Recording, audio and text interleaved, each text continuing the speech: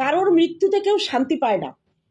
যদি এ কথা কেউ ভাবে যে আমার মৃত্যুতে কেউ শান্তি পাবে, তাহলে বুঝতে হবে সেও কারোর মৃত্যুতে শান্তি পেতে চায়, যার জন্য সে নিজেকে এই জায়গায় বসায়। হ্যালো বন্ধুরা, কেমন আছো? নিশ্চয়ই সকলে ভালো আছো। আজকে অনেকটা সুস্থ দেখাচ্ছেন আমাকে। হ্যাঁ, কালকে থেকে অফিস যাব, কারণ বেশ 2-3 দিন, মানে 4টে দিন আমার কেটে গেল জ্বর অবস্থায়। আজকে আমি দুপুরবেলা থেকে একটু একটু করে নিজেকে মনে হচ্ছে যে একটু শক্ত হচ্ছি। যাই হোক, তোমাদের ভালোবাসা আশীর্বাদ তোমরা সকলেই চেয়েছো আমি সুস্থ হই, এবং তার সঙ্গে মেডিসিন তো আছেই, মনের জোর আছে। কিন্তু মেয়েটা আমার কালকে রাত থেকে সেই যে বিছানায় পড়েছে, দুপুরবেলা কোনো মতে উঠে 2টো রুটি খেলো, 1টা রুটি খেয়েছে টমেটো মাখা দিয়ে, মানে টমেটো পুড়িয়ে মাখিয়ে সেটা দিয়ে খেয়েছে, ভাত খেলো না। রান্না করলাম কচুর তরকারি, ওর প্রিয়, খেলো না। দেখি একটু পরে একটু চা করে ডাকবো, ও সেই ঘুমাচ্ছে, ওকে সেদিন দিয়েছি না। তবে ঘুমটা হলে ভালো, আমি যেমন 2 দিন টানা ঘুমিয়েছি, তারপরে শরীরটা ঝরঝরে হয়ে গেছে। দেখা যাক, যদি এই প্যারাসিটামল খাওয়ার পরে কালকে যদি আজকে রাতে জ্বর আসে, কালকে ডাক্তারের কাছে নিয়ে যাবো। তা চলো, আমি কি বলতে বসেছি। আমাদের টিনু গো টিনু, সে লিখেছে, সে একটা টাইটেল লিখেছে তার ভিডিওতে, লিখেছে একটা ব্যাপার পরিষ্কার হলাম, আমার মৃত্যুতে কত মানুষ শান্তি পাবে। কারণ মৃত্যুতে কেউ শান্তি পায় না। আর কারণ মৃত্যুতে যারা শান্তি পায় তারা মানুষ না, তারা পিচাস, তারা নরপিচাস। তা তুই কি ভাবছিস কি তোর মৃত্যুতে কে শান্তি পাবে? তুই কাকে কাকে আইডিয়া করেছিস যে তারা শান্তি পাবে? কাউকে অশান্তি দিয়ে নিজে ড্যাং ড্যাং করে ঘুরে বেড়াচ্ছিস, তখন মনে হচ্ছে না এই কথাগুলো যে আমি কাকে কাকে অশান্তিতে রেখেছি? একবারও মনে পড়ছে না? তুই কালকে বললি সিঁদুর তুমি কার, সিঁদুরের ক্লারিফিকেশন দিলি যে তুই এক্স স্বামীর হাজবেন্ডের সিঁদুর পরে ঘুরে বেড়াচ্ছিস। বুকে হাত দিয়ে বলতো, যে মানুষটাকে তুই মারতে চেয়েছিস, যে মানুষটা মরলে তোর শান্তি হবে, সেই মানুষটার নামে তুই সিঁদুর পরবি? এত বড় মিথ্যে কথা না ভগবান সহ্য করবে না, এত বড় মিথ্যে কথা ভগবান সহ্য করবে না। আজকে 2.5 বছরের একটা ছেলেকে রেখে 8 মাস তুই বাড়ির বাইরে রয়েছিস, তুই ঘুরে বেড়াচ্ছিস ফোকলার সাথে। মানুষ বুঝতে পারছে, সব জায়গায় তুই জানান দিচ্ছিস, আর তোর দিদি তো খোল্লা বলে দিয়েছে। তাহলে তুই কেন এটা ভাবছিস যে তোর মৃত্যুতে মানুষ শান্তি পাবে? তুই যাকে মারতে চেয়েছিস, যার নামে 498A ধারা দিয়েছিস মিথ্যে করে, সেই মানুষটাকে পিষে মারার কি আনন্দ উল্লাস তোর মধ্যে, সেটা আমি দেখেছি। সন্তানকে রেখে কোনো মার গলা দিয়ে ভাত নামে না, সেখানে তুই মটন, চিকেন, বাটার পনির, কত ভালো ভালো খাবার খেয়ে তুই নেচে কুদে বেড়াচ্ছিস। তুই যখন সেজে গুজে বেরোস, তোর একটা কথা মনে পড়ে না? তোর আঁচলটা ধরে একজন টানছে, মা যেও না। না না না না না না, ভুল বললাম। কিষাণু তো সেদিনও তোকে বেরোতে দেখেছে, সে তো একবারও বলেনি মা যেও না। কারণ কিষাণু জানে যে তার মা চলে গেলেও তার কোনো অসুবিধা হবে না।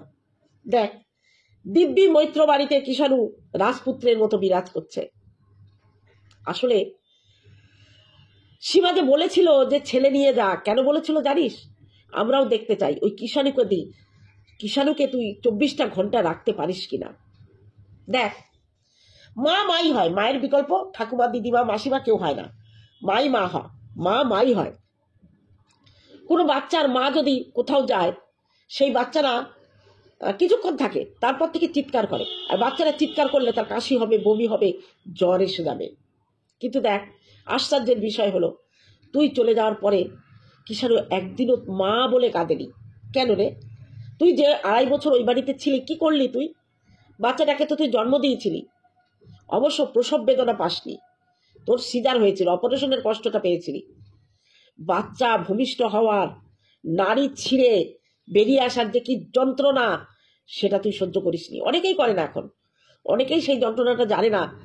তখন মনে হয় মৃত্যু তুমি কোথায়, তুমি আমাকে নিয়ে যাও। কিন্তু তবুও তার মধ্যে থেকে জোর দেয়, আমার সন্তানকে পৃথিবীর আলো দেখাতে হবে। সেই করুণ দৃশ্যটা তোমরা যারা সিনেমায় দেখেছো আর যারা নর্মালে মা হয়েছে তারাই একমাত্র টের পায়। যাদের সিজার হয়েছে তারা চুপচাপ চোখ বন্ধ করে পড়ে থাকে, অবশ করে অপারেশন করে বাচ্চাটাকে বের করে নেয়, কিন্তু তারা 7 দিন নড়াচড়া করতে পারে না। কিন্তু নর্মালে বাচ্চা হলে না, আমি তো লেবার রুম থেকে হেঁটে বেডে এসছি, আমার শাশুড়ি বলে এর ডাকাত। পরের দিন সকালবেলা বাড়ি এসেছি, কষ্ট করে লেবার পেন উঠে বাচ্চা হলে মা কিন্তু খুব তাড়াতাড়ি সুস্থ হয়ে যায়, এবং এই যে সিজার করলে আরামে বাচ্চা হয়, অপারেশনের যে কষ্ট সেটা পায়, কিন্তু যন্ত্রণাটা টের পায় না, কিন্তু সারা জীবনের মতো মাকে একটা খুঁত রেখে দেয়। যাই হোক, এটা জন্ম যার যেভাবেই হোক, মা হতে গেলে কষ্ট করতেই হবে বাবা, মুখের কথা মা হওয়া যাবে না। তা তুই যে এই যে 10 মাস 9 মাস 10 দিন বাচ্চাটা পেটে রাখলি, সেই বাচ্চা তোর জন্য কাঁদে না কেন?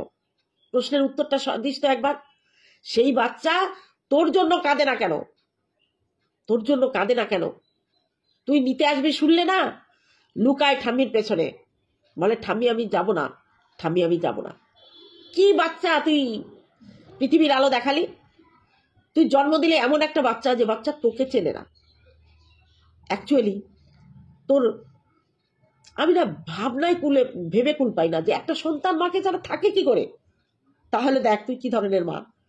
আজকে তুই বলছিস তোর মৃত্যুতে কারা কারা সন্তুষ্ট হবে?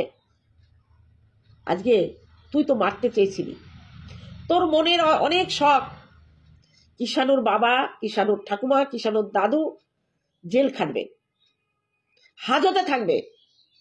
ওরা যদি 7 দিন জেল হাজতে থাকে, কিষাণু কার কাছে থাকবে? তোর কাছে, তাই তো? তুই নিয়ে যাবি ওই কিষাণু। তুই যে কথাটা বলেছিস না ঠাকুমা দাদুকে ছাড়া সে বাঁচবে না, সে বাঁচবে না, তোর কাছে সে 1 ঘন্টাও থাকবে না। তুই তো ভালো করে জানিস তোর সন্তান তাদের ছাড়া বাঁচে না, তারপরেও তুই 498A কেস দিয়েছিলি। যাক গে, কিছুই তো করতে পারবি না, বোঝা হয়ে গেছে। তুই যখন দেখছিস তোর কেস তুই হারার দিকে, তখনই তুই বলে দিলি সিঁদুর তুমি কার। অথচ কথাটা যখন উঠেছিল তখন কিন্তু উত্তর দেওয়া প্রয়োজন মনে করিসনি। এবার বলি তোর সোনা দিদি ভাইয়ের জন্য, না মন্দিরা সোনা দিদি ভাই, তোর দিদি, তোর ছোটদির সঙ্গে কি করেছে রে ফোকলা? ছোটদির সঙ্গে কি করেছে? বন্ধুরা, আমার মনে হচ্ছে যে যাই বলো, ওই যে কমিউনিটি পোস্টের যে কমেন্টটা, ওটা কে করেছিল জানো? আমার মনে হচ্ছে ফোকলা করেছিল। ওটা টিনু করেনি, ওটা ফোকলা করেছিল। কিন্তু গালে সুপুরি নিয়ে সত্যি কথা বলতে পারছে না। ওটা টিনুর ছোটদিও জানে, টিনুও জানে। ওই কমেন্টটা করেছিল ফোকলা, কারণ টিনুর আইডির পাসওয়ার্ড সবকিছু তার কাছে আছে। এই কথাটা কোনো মতেই হয়তো আমাদের ছোটদি জেনে গেছে যে ওই কমেন্টটা টিনু হয়তো বলেছে কমেন্টটা আমি করিনি, কমেন্টটা করেছে ফোকলা। ব্যাস, ফোকলা চাইছে টিনুকে এখন কন্ট্রোভার্সি ক্রিয়েটারদের থেকে দূরে সরিয়ে রাখা, কারণ এমন একটা ঘটনা ওদের ঘটেছে যে ওই ঘটনার মধ্যে ওরা আইনগতভাবে ফেসে যাচ্ছিল। কারণ আমরা জানি যে বিবাহ বহির্ভূত সম্পর্ক যদি প্রমাণ করা যায়, তাদের তো এখনো ডিভোর্স হয়নি। ফোকলার সঙ্গে টিনুর এই সম্পর্ক যদি সন্দীপ প্রমাণ করতে পারে যে তারা এক জায়গায় থাকছে, অবৈধ সম্পর্ক করছে, তাহলে কিন্তু আইনত দণ্ডনীয় অপরাধ এটা, যেটা আগে ছিল না, এখন কিন্তু সেটা হয়েছে। আমার মনে হচ্ছে যেটা ওইটা ওরা চাপা দেওয়ার জন্য এখন কন্ট্রোভার্সি ক্রিয়েটারদের কাছ থেকে দূরে থাকতে চাইছে। ওই জন্য ওই কমেন্টটা হয়তো ফোকলা করেছে। এটা আর না হয় ফোকলা প্রস্তাব দিয়েছেন, কেননা একটা নারীতে ওর মন বসে না। ফোকলা একটা নারীতে মন বসে না। হয়তো দিদিকেও বলেছিল যে দিদি তোমাকে আমি পছন্দ করি, আর ও তো সেটা মেনে নেয়নি। মেনে নিলে তো আপোষে মেনে নিত, আমরা জানতাম, কিন্তু মেনে নেয়নি। যার জন্য টিনুকে বারবার সাবধান করছে ওই ছেলেটা গাটার। আরে তুই আজকে তোকে দিয়ে প্রমাণ করেছিস। আমরা তো প্রথম দিনেই ওর হোয়াটসঅ্যাপ চ্যাটিং দেখে বুঝে নিয়েছিলাম যে এই ছেলেটা কত নোংরা। ফেসবুকে একজন বিবাহিত স্ত্রীকে, অন্য একজনের বিবাহিত স্ত্রীকে যে ওই সেক্স চ্যাট করে, অবশ্য যে প্রশ্রয় দেয় তারও দায় থাকে কিছুটা, তারা কত বড় চরিত্রহীন। তারপরে এক এক করে আরো তার 3টে প্রেমিকার কথা তুলে এনেছে, তুই বিশ্বাস করিসনি। আবার তাকে স্ট্রাইক দিয়েছিস। ফোকলা 2টো দিয়েছে, একটা দিয়েছিল আমেরিকার ওই ভদ্রলোক, উনি তুলে নিয়াতে। আবার জেদ করে এই দালাল দিদি দিয়েছে, তাতেও কুলাতে পারেন। দেখেছিস ধর্মের কল বাতাসে নড়ে। আজকে আরো যে কথাগুলো বলেছে প্রত্যেকটা কথা সত্যি, যার জন্য আজকে তার চ্যানেলটা বেঁচে গেছে, তার মুখ বন্ধ। ভগবান চাইনি তার মুখ বন্ধ হোক, ভগবান চাইনি তার মুখ বন্ধ হোক। তাহলে আরএস যে খবরগুলো পাচ্ছে তো সঠিক খবর, সঠিক খবর। যেদিন ফুকলা মার খেলো, দালাল দিদি ফোন করে তাকে সেফ সাইড করার চেষ্টা করলো, কিন্তু মার তো সেদিন খেয়েছিল। যাই হোক, এই যে এদের এটা শুনছি নাটক, নাকি নিজেদের বাঁচার জন্য ত্রিকোণ একটা নাটকে শুরু করেছে, কিছুই বুঝতে পারলাম না।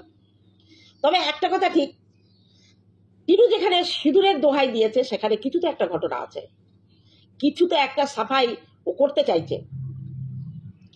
গতকালকে সীমা একটা ভিডিও করেছিল, ভিডিওটাতে দেখে আমার খুব খারাপ লেগেছিল। আমি সীমাকে ফোন করার পরে ওকে আমি জিজ্ঞেস করছিলাম বারবার, এটা প্র্যাঙ্ক নয় তো? ও বললো না দিদি, সত্যি আমাকে নেমন্তন্ন করেনি, আমার খুব কষ্ট হয়েছে। আমি বলেছিলাম, আমি ভিডিওতে বলেছি, নেমন্তন্ন করা লাগবে কেন, তোমার ভাই, তুমি তাকে সারপ্রাইজ দাও। তার জন্মদিনে সে তোমাকে বলবে কেক কাটিয়ে আসো, অত বড় ছেলে, বাচ্চাদের জন্মদিনে, ওর ছেলের জন্মদিনে নেমন্তন্ন করতে পারে, কিন্তু ওর জন্মদিনটা তোমাদের বানানো উচিত।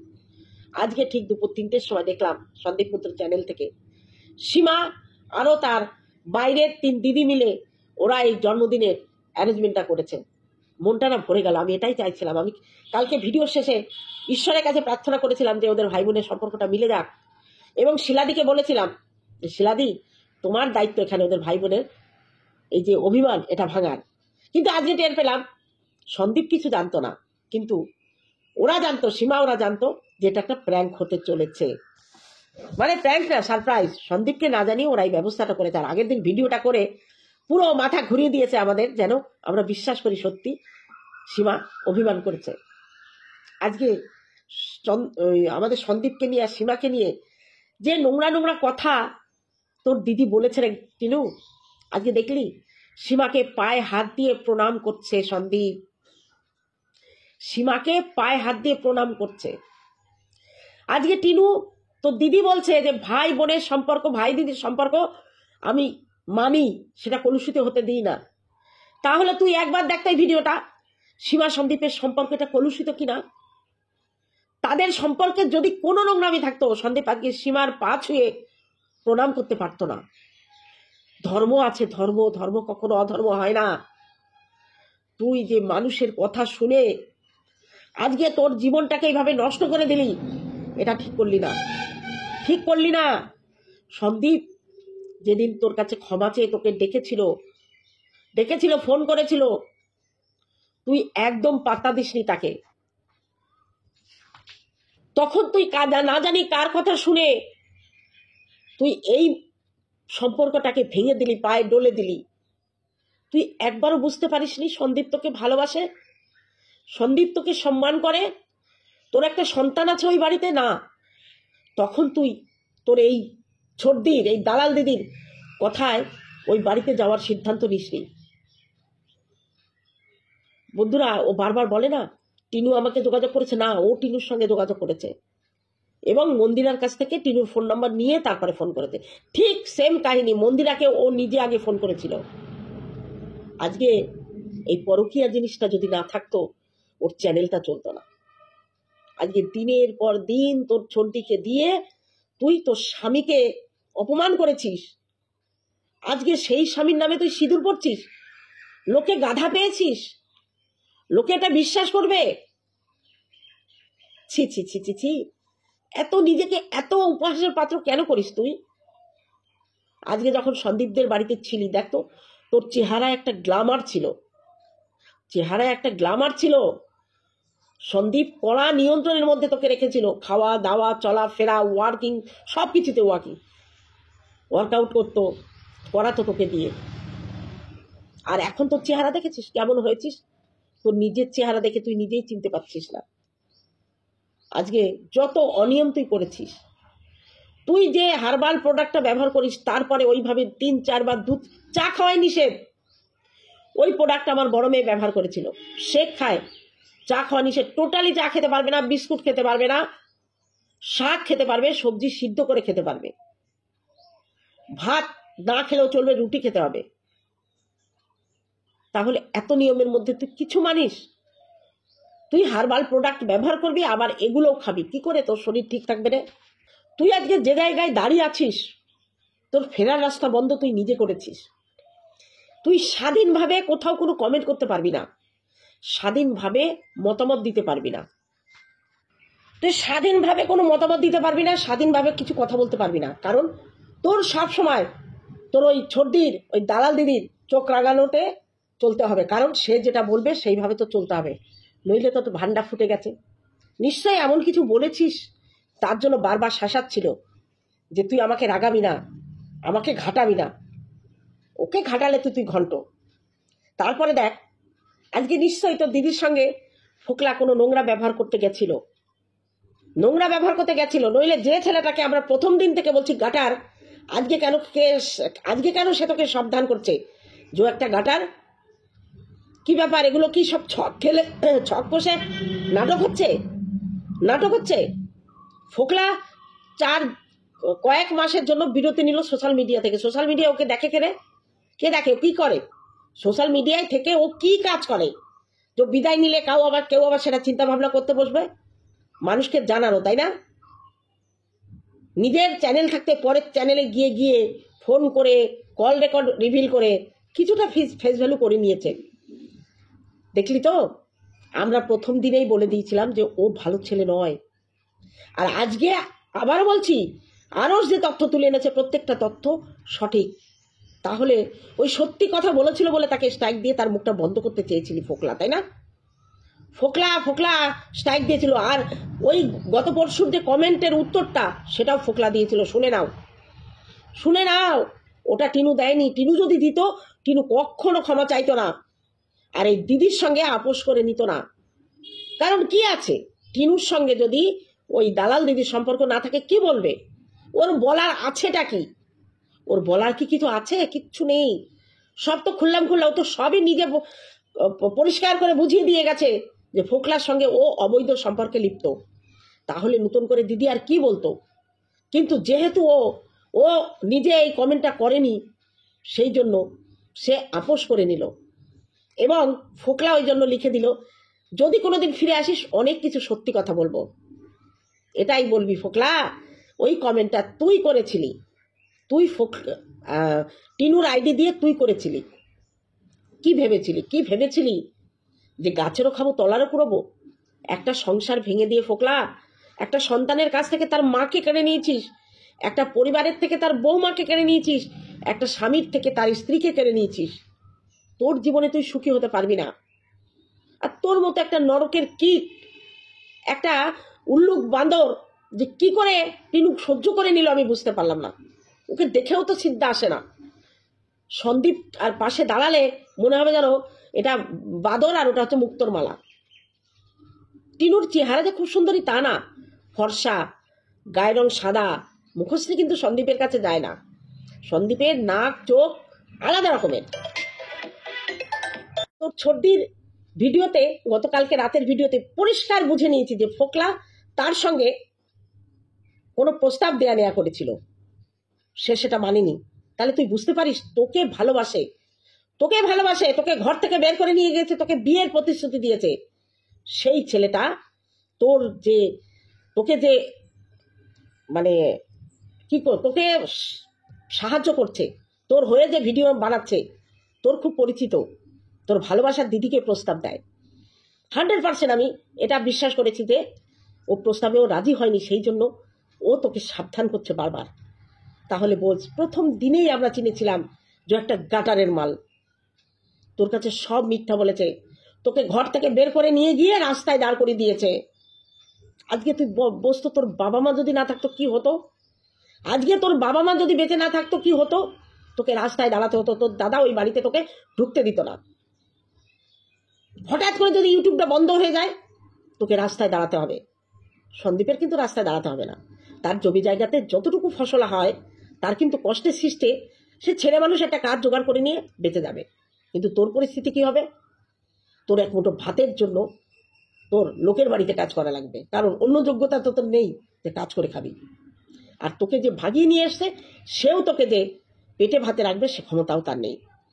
তুই তো শুনেছিলিস সে জাহাজের ক্যাপ্টেন নাকি ইঞ্জিনিয়ার। কি হলো এখন? 10,000 টাকার চাকরি কলকাতায় করছে কেন? লোককে কি বলিস? আমরা বোকা, আমরা বুঝি না কিছু, তাই না? তুই সপ্তাহে 2 দিন থাকছিস সেখানে, শনি রবিবার, কারণ তার কারখানায় ছুটি আছে।